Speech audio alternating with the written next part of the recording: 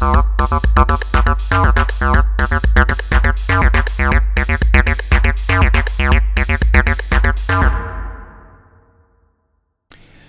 voulais montrer comment créer un effet brouillard ou plus largement un effet de profondeur dans ma scène 3D sans passer par les volumétriques, donc avec un procédé beaucoup plus simple et moins gourmand.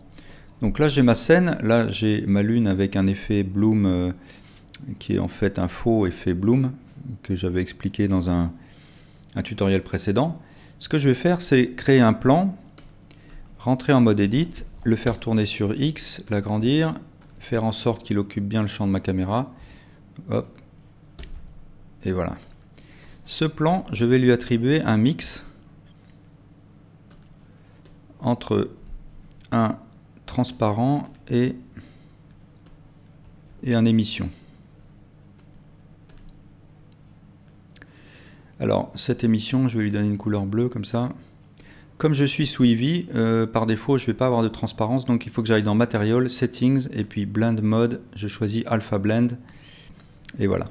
Donc là, j'ai déjà un effet assez sympa avec deux plans successifs qui me donnent vraiment soit un effet brouillard, soit une profondeur dans ma scène, et c'est déjà vraiment sympa. Alors, ce que je peux faire, c'est dupliquer ce plan, DY, voilà, je retourne en vue caméra, j'élargis mon plan de manière à ce qu'il occupe bien ma vue, et voilà, j'ai rajouté un peu plus de complexité, je vais même en rajouter un troisième, DY, hop, je me mets entre les deux montagnes là, SX, SZ, et voilà.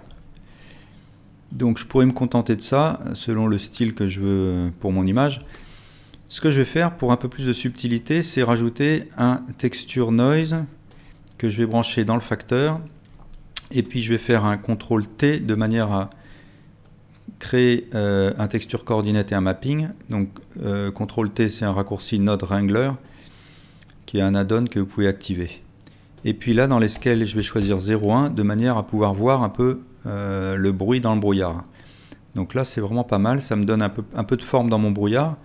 Ce qu'il faut par contre, c'est parce que là je ne peux pas jouer sur le contraste et l'intensité de mon brouillard. Donc ce qu'il faut, c'est créer un converteur, color ramp, et là je peux vraiment commencer à jouer sur le contraste et puis l'intensité. Donc le blanc étant l'opacité, je vais griser mon blanc de manière à réduire l'opacité. Voilà. Et puis pour un peu plus de subtilité encore, je vais créer un dégradé, c'est-à-dire je veux faire en sorte que mon brouillard traîne sur le sol, donc qu'au fur et à mesure que je m'élève, j'ai plus de transparence.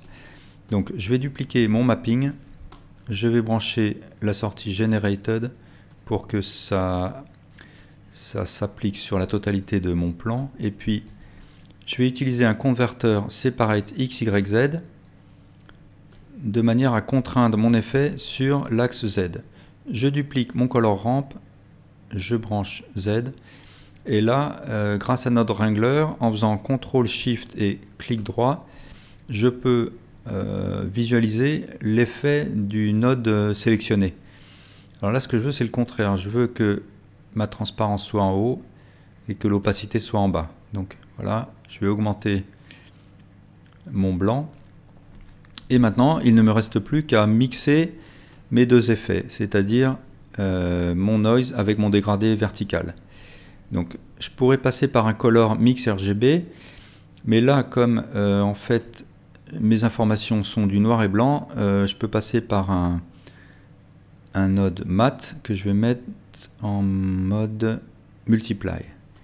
Et c'est ça que je vais utiliser comme masque dans mon mix shader que je peux rebrancher.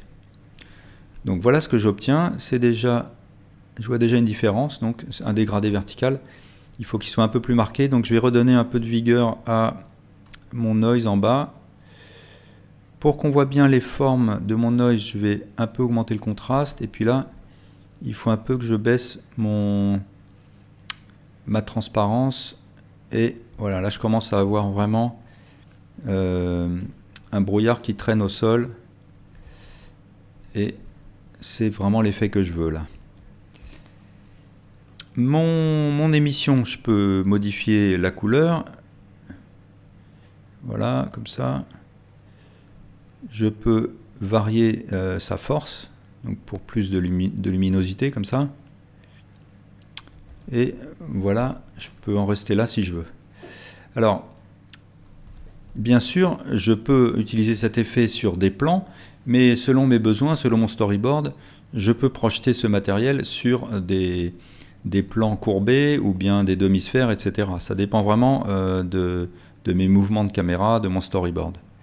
Ce que je peux faire aussi, c'est animer cet effet brouillard. Donc là, il suffit que sur l'axe X,